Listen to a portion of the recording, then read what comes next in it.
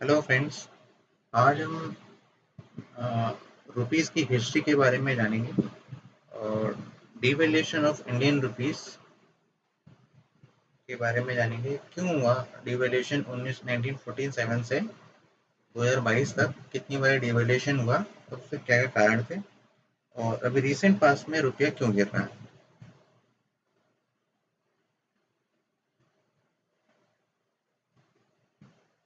History of Indian rupee.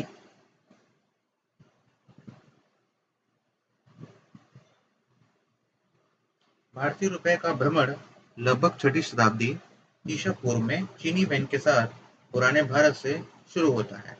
रुपया शब्द एक संस्कृत शब्द रुपया रूप से ले गया है, जिसका अर्थ है चांदी द्वारा निर्मित सिक्का, जो धार या आकार का सुझाव देता है।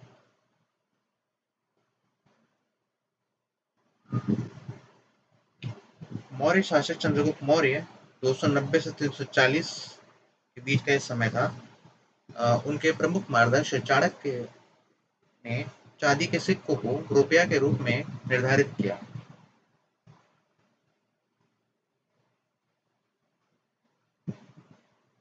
1540 से 45 के बीच शेर शाह सूरी ने 178 ग्राम वजन का चांदी का एक सिक्का जारी किया, जिसे रुपया कहा गया।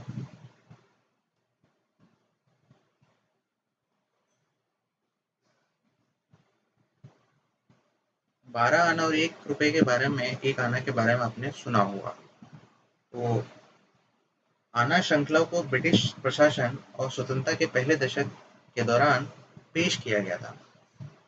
रुपए को 16 आने में विभाजित किया गया था। प्रत्येक आना को 4 पैसे या 12 पाई में बांटा गया था। तो 1 रुपया 16 आने के बराबर था। 192 पाई के 64 पैसे के बराबर थे, मतलब 192 पाई 64 पैसे के बराबर थे। Devaluation of Indian rupee since 1947. What are the reasons of devaluation? 1947 में भारत की आज़ादी के बाद से भारतीय रुपए का 3 बार डिवैल्यूएशन हुआ। आज़ादी के समय में $1 की कीमत 1 भारतीय रुपया थी, लेकिन आज 1 अमेरिकी डॉलर खरीदने के लिए हमें 79 रुपीस खर्च करने पड़ेंगे। इसको इस तरह से भी समझ सकते हैं कि 1990 में 1 भारतीय रुपया बराबर $0.06, मतलब 1 भारतीय रुपया देकर आप $0.06 ले सकते थे। 2022 में 1 भारतीय रुपये की कीमत 0.0126 हो गई है। तो इससे आप अंदाजा लगा सकते हैं कि कितना रुपया गिर गया है।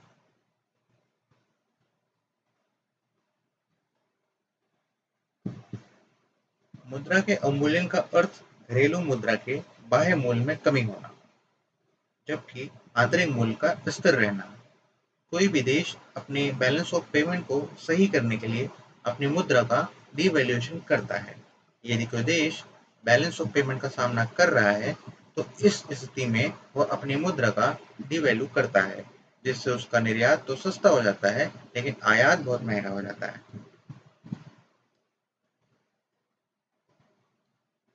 Meaning of exchange rate mechanism. प्रत्येक देश की अपनी मुद्रा होती है, और जब हम मुद्रा बदलते हैं, एक देश की मुद्रा दूसरे देश की मुद्रा के साथ, इसे दोनों देशों के बीच रूपांतरण दर या विनिमय दर कहा जाता है, यानी एक्सचेंज रेट कहा जाता है। उदाहरण के लिए $1 ₹50 के बराबर है, जिसका मतलब है कि अगर हम $1 को बदलते हैं तो ₹50 हमें मिलेंगे। एक्सचेंज रेट विभिन्न कारकों पे डिपेंड करता है कि उसका क्या रेट रहेगा। प्रत्येक मुद्रा की मांग और आपूर्ति, देश में मुद्रास्फीति की दर, देश में प्रचलित ब्याज दर आदि के आधार पर रूपांतरण दर में समय समय पर उतार चढ़ाव होता है।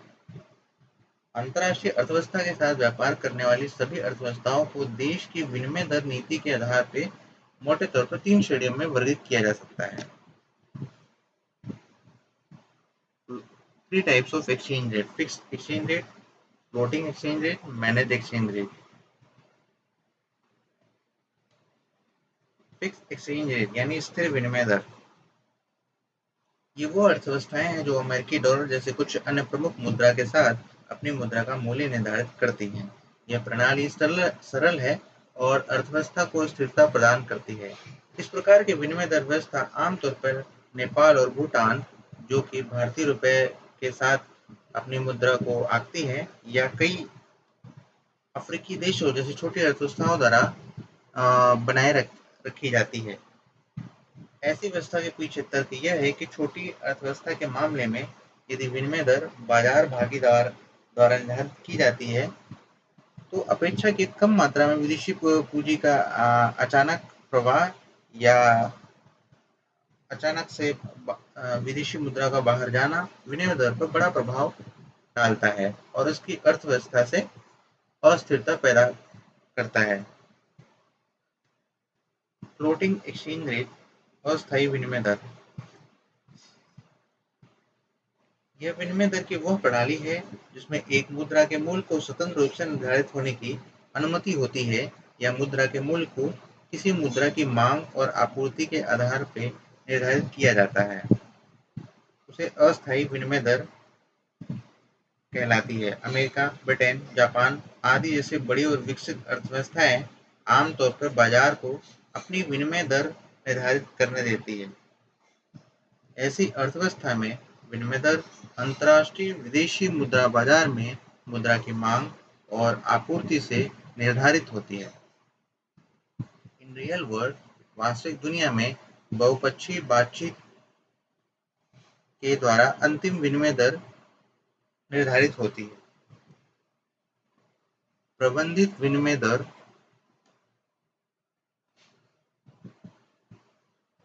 यानी मैनेज एक्सचेंज रेट, जिसको हम हाइब्रिड सिस्टम भी कहते हैं, यह विनिमय दर वह प्रणाली है जिसमें सरकार द्वारा विनिमय दर 1 से 3% की उतार चढ़ाव की अनुमति दी जाती है। उसे प्रबंधित विनिमय दर कहते हैं। इस प्रणाली में विनिमय दर न तो स्थिर होता है और न ही स्वतंत्र होता है। इस विनिमय दर के निर्धारण में अंतर्राष्ट्रीय मुद्रा कोष का पूरा दखल होता है। भारत जैसी अधिकांश मध्यम आकार की अर्थव्यवस्था ने इन दोनों व्यवस्थाओं का मिश्रण इस्तेमाल किया है। यह विनिमय दर को उस सीमा में जाने की अनुमति देता है जिसे वह सहज समझता है। एक बार जब बाजार द्वारा निर्धारित दर इस सीमा को तोड़ने की कोशिश करती है, तो केंद्रीय बैंक मुद्रा बाजार में हस्तक्षेप करती है और विनिमय दर को नियंत्रित करता है। पार वैल्यू सिस्टम, सममूल्य प्रणाली, इस प्रणाली के तहत अंतर्राष्ट्रीय मुद्रा कोष के प्रत्येक सदस्य देश 1947 से 71 तक अपनी मुद्रा का मूल्य सोने या अमेरिकी डॉलर के रूप में व्यक्त करते थे। स्वतंत्रता प्राप्ति के बाद भारत ने भी आईएमएफ के सममूल्य यानी पार वैल्यू सिस्टम का पालन किया। 15 अगस्त 1947 को भारतीय रुपए और अमेरिकी डॉलर के बीच विनिमय दर एक दूसरे के बराबर थी, यानी $1 1 रुपए के बराबर थी। सितंबर 1949 में भारतीय रुपए की विनिमय दर 13.33 पैसे पर पाउंड स्टर्लिंग एवं $4.75 पर डॉलर आंकी गई थी। यह विनिमय दर जून 1966 यानी 1966 तक अपरिवर्तित था, जब रुपए के मूल्य में 57% का अवमूल्यन किया गया था एवं भारतीय रुपए की विनिमय दर 21 रुपए पर पाउंड स्टर्लिंग या $7.10 पर डॉलर हो गई थी। यह विनिमय प्रणाली 1971 तक जारी रही, 1971 तक जारी रही, जब अमेरिका के पास मौजूद सोने के भंडार में कमी होने लगी, तो उसने डॉलर की सोने में परिवर्तनीयता को निलंबित कर दिया, जिसके कारण ब्रेटन वुड्स प्रणाली समाप्त हो गई थी।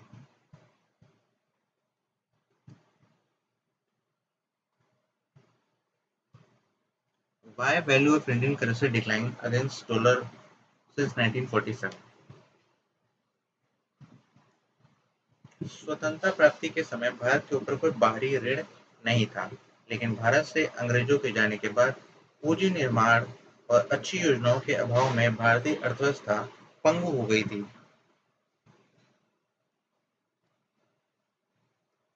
Lack of funds in the hands of government, सरकार के पास धन का अभाव, देश में खस्ता हालातों की स्थिति में प्रधानमंत्री नेहरू जी ने रूस की पंचवर्षीय योजना के मॉडल को अपनाया। इसके अलावा 1950 से 1960 के दशक में भारत सरकार लगातार ऋण के रूप में विदेशी मुद्रा लेती रही, जिसके कारण विनिमय दर ₹4.75 पर अमेरिकी डॉलर हो गई।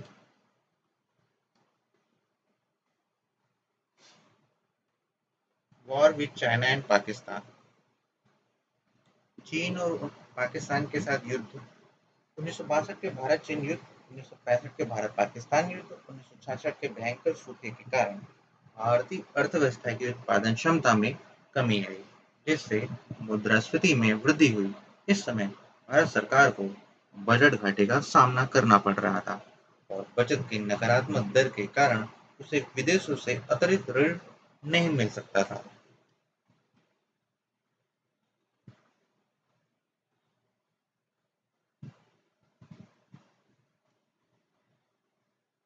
इसके अलावा अपनी घरेलू उत्पादन क्षमता में वृद्धि करने के लिए भारत सरकार को टेक्नोलॉजी की जरूरत थी।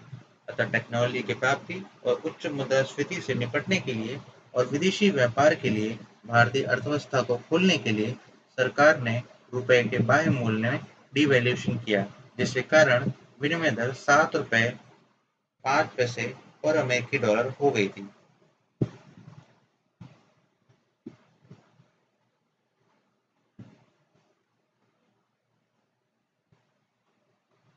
Oil shock of 1973 and political instability. 1973 की तेल त्रासदी का कारण अरब पेट्रोलियम निर्यातक देशों के संगठन ओपेक द्वारा कच्चे तेल के उत्पादन में कटौती थी, जिसके कारण तेल के आयातक मूल्य में वृद्धि हुई। अतः इस आयात मूल्य का भुगतान करने के लिए भारत को विदेशी मुद्रा के रूप में ऋण लेना पड़ा, जिससे भारतीय मुद्रा का अवमूल्यन हुआ यानी डिवैल्यूएशन हुआ। 1975 से 1984 के दौरान कुछ राजनीतिक बुरी खबरें आई।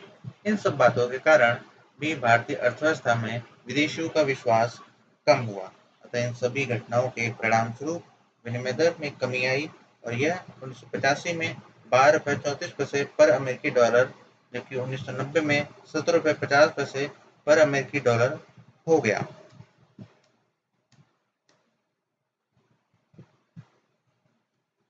Economic crisis of 1991।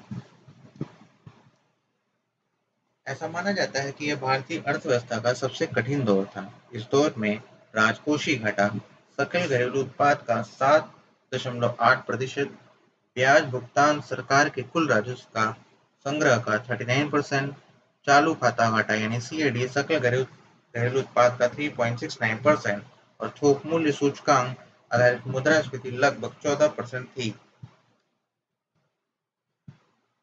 इन सब परिस्थितियों में भारत विदेशियों को भुगतान नहीं कर पा रहा था, जिसके कारण अंतर्राष्ट्रीय समुदाय द्वारा भारत को दिवालिया घोषित किया जा सकता था। अतः इन सभी समस्याओं से निपटने के लिए सरकार ने फिर से भारतीय मुद्रा का डिवैल्यूएशन किया और विनिमय दर 24.58 पर अमेरिकी डॉलर हो गई।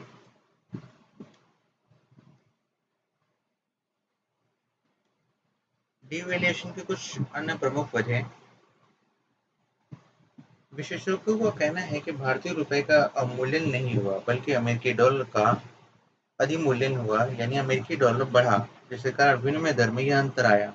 रुपया एक मुक्त मुद्रा होने के नाते रुपए का मूल्य मुद्रा बाजार में मांग पर निर्भर करता है। इसका मूल्य चालू खाता घाटे पर भी निर्भर करता है। इसलिए यदि तेल की कीमतें अधिक हैं, तो देश को तेल के बिलों का भुगतान करने के लिए रुपए बेचना होगा और डॉलर खरीदना होगा। इसी तरह यदि तेल की कीमत कम है, तो चालू खाता घाटा कम है और तेल के बिलों को भुगतान के लिए आवश्यक डाले की राशि भी कम है। Import of gold in huge quantity and import of luxury goods. Current account deficit, चालू खाता घाटा, खराब प्रतिस्पर्धा और आयात की उच्च मांग का परिणाम चालू खाता घाटा है। इसका मतलब है कि भारत निर्यात की तुलना में वस्तुओं का और सेवाओं का अधिक आयात कर रहा है। एक बड़ा चालू खाता घाटा मुद्रा पर नीचे की ओर दबाव डालता है। ऐसा इसलिए है क्योंकि निर्यात को खरीदने के लिए आने वाली मुद्रा की तुलना में अधिक मुद्रा आयात खरीदने के लिए देश छोड़ रही है।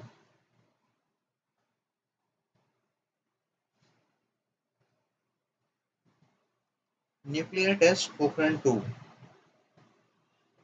हमने टेस्ट किया, उसके दौरान उसके बाद काफ़ी सारे इंटरनेशनल सैंक्शंस लगे।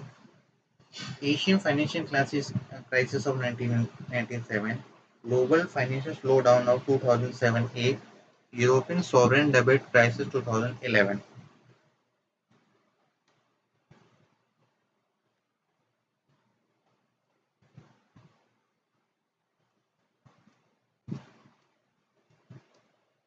भारतीय मुद्रा का इतिहास बताता है कि भारतीय रुपए के अवमूल्यन ने भारतीय अर्थव्यवस्था को हर संकट में मदद की।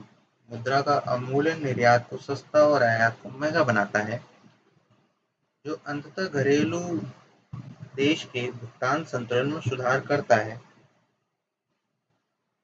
इन सभी कारकों के कारण भारतीय मुद्रा का मूल्य 2022 जुलाई में 79 रुपये पर अमेरिकी डॉलर के आसपास घूम रहा है।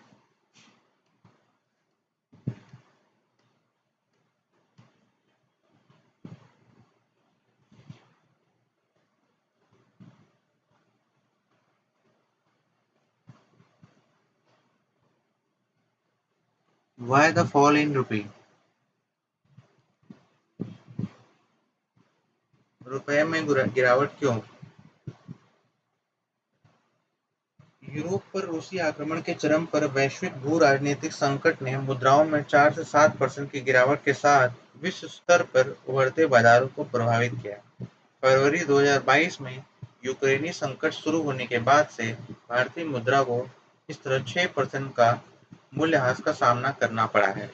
बढ़ती अमेरिकी फेडरल रिजर्व दरों के अनुरूप अपनी मौद्रिक नीति तैयार करने में जापान और चीन जैसे देशों की अक्षमता ने उनकी मुद्राओं के मूल्य को प्रभावित किया है और अन्य प्रमुख एशियाई मुद्राओं के खराब प्रदर्शन के साथ रुपया प्रभावित होना तय था। खराब प्रदर्शन करने वाली एशियाई प्रतिस्पर्धियों का असर रुपये पर दिख रहा है। हाल के दिनों में चीनी युआन या जापान येन जैसी मुद्राओं में भारी गिरावट आई है। विशेषज्ञों के अनुसार विदेशी मुद्रा मूल्यांकन मौद्रिक नीति अभिसरण या विचलन पर काम करता है। जब भी विचलन होता है तो मुद्रा को झटका लगता है।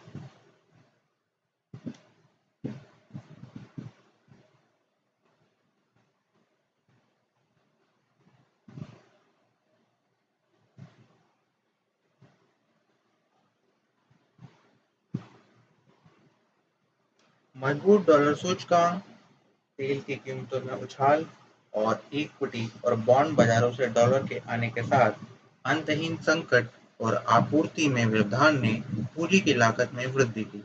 अमेरिकी फेडरल रिजर्व द्वारा मौद्रिक नीति को कड़ा किया गया। रुपए में उतार चढ़ाव और मंदी की और बढ़ने की आशंका इससे बढ़ने लगी है।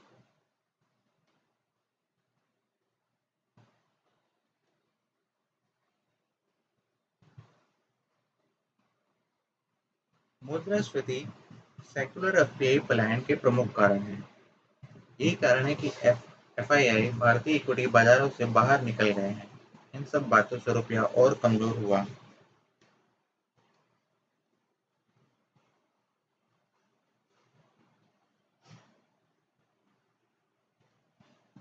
How the fall effect foreign investment. गिरावट विदेशी निवेश को कैसे प्रभावित करती है?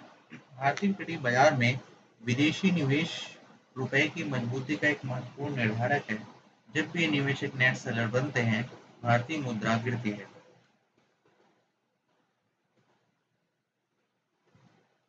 विदेशी संस्थागत निवेशकों ने इस साल भारतीय बाजार से 2,15,000 करोड़ रुपए निकाले हैं, जो पिछले 12 वर्षों में उनके कुल निवेश के बराबर है। यह दुनिया भर में बढ़ती ब्याज दरों के कारण हुआ है, जो एफआईआई को भारत जैसे जोखिम भरे बाजारों से पैसा निकालने के लिए मजबूर करता है।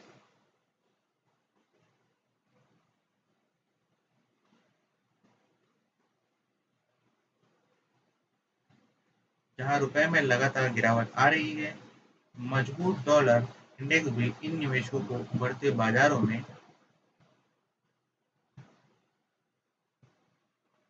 अ, मजबूत डॉलर इंडेक्स भी इन निवेशकों को उभरते बाजारों में निवेश करने से हतोत्साहित करता है, क्योंकि भारत जैसे बाजारों की तुलना में अमेरिका को ऐसे निवेशकों के लिए एक सुरक्षित ठिकाना माना जाता है।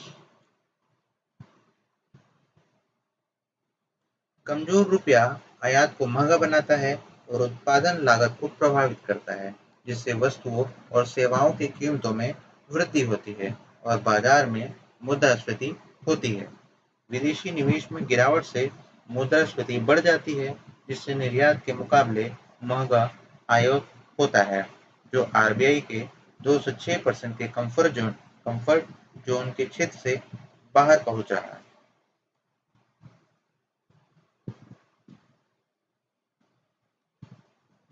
भारत अपनी ऊर्जा आवश्यकताओं को पूरा करने के तेल के आयात पर निर्भर है, क्योंकि तेल की कीमतों में वृद्धि से भारत के लिए आयात लागत बढ़ जाती है।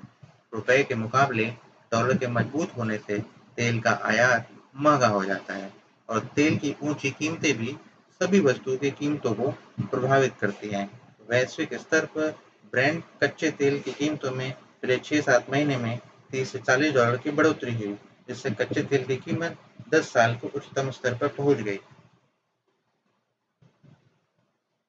Measures to mitigate the impact of fall.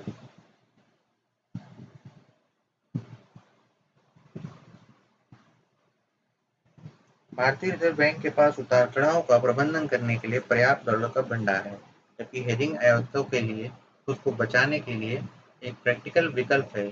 4% की मौजूदा हेजिंग लागत को देखते हुए लाभ सीमित हो सकता है। What is hedging? हेज वह निवेश है जो किसी एसेट में प्रतिकूल प्राइस मूवमेंट के जोखिम को कम करने के इरादे से किया जाता है। आमतौर पर हेज में संबंधित सिक्योरिटी में ऑफसेटिंग पोजीशन लेना शामिल होता है। हेजिंग एक रणनीति है जो वित्तीय एसेट में जोखिम सीमित करने के लिए अपनाई जाती है। पॉपुलर हेजिंग तकनीकों में डेरिवेटिव्स में ऑफसेटिंग पोजीशन लेना शामिल है।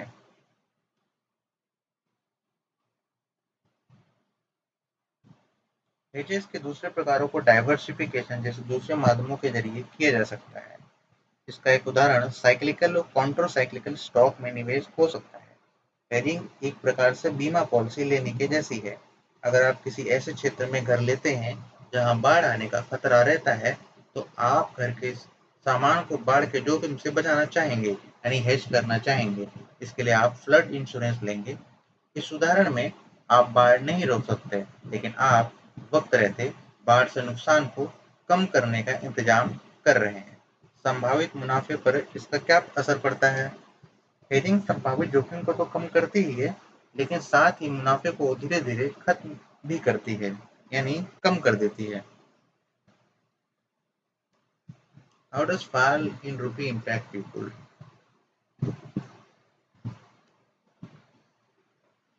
डॉलर से जुड़ा कोई भी लेन-देन अगर डॉलर अधिक महंगा हो, भले ही आप सीधे डॉलर्स में कुछ नहीं खरीद रहे हो, आप डॉलर से आयातित उत्पादों जैसे अ, पेट्रोल, डीजल और इलेक्ट्रॉनिक वस्तुओं का उपभोग कर रहे हैं।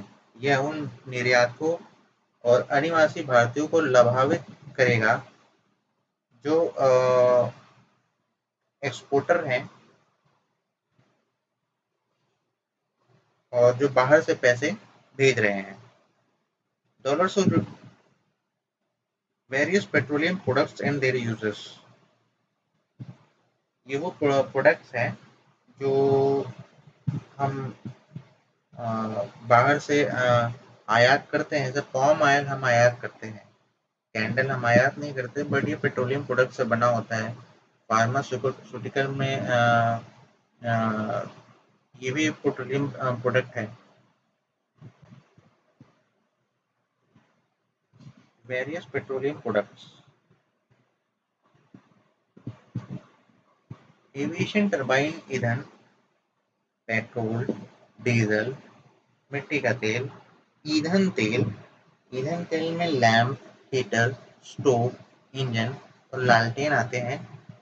नेपलम नेपलम मुख्य रूप से हथियारों में उपयोग किया जाता है। पॉलीयूरेथेन ये युतकों का एक बुनियादी घटक है।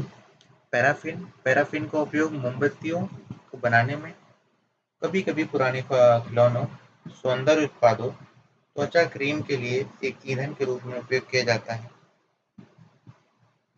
नाफ्ता एक बहुत ही सामान्य विलायक है और इसका उपयोग पेन बनाने में, स्किन क्रीम और ड्राई क्लीन में, लॉन्ड्रीज में इसका यूज होता है।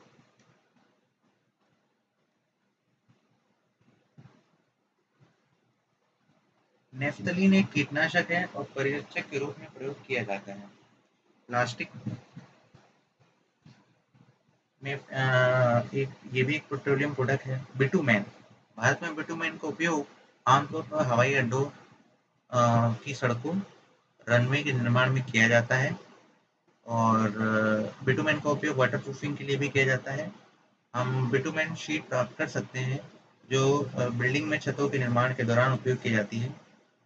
पॉलिएस्टर में इसका यूज होता है, ये भी एक पेट्रोलियम प्रोडक्ट बोल सकते हैं। पॉलिएस्टर को या ये कपड़ों का एक घटक है जो हम रोजाना इस्तेमाल करते हैं। आमतौर पे आजकल ज़्यादातर कपड़े कपास और पॉलिएस्टर के कपड़ों को मिलाकर बनाया जाता है ताकि ये झुर्रियों से मुक्त रहें, क्रीज मुक्त कपड़े मिल सकें। एग्रीकल्चर में जो फर्टिलाइजर्स होते हैं वो भी एक पेट्रोलियम प्रोडक्ट है।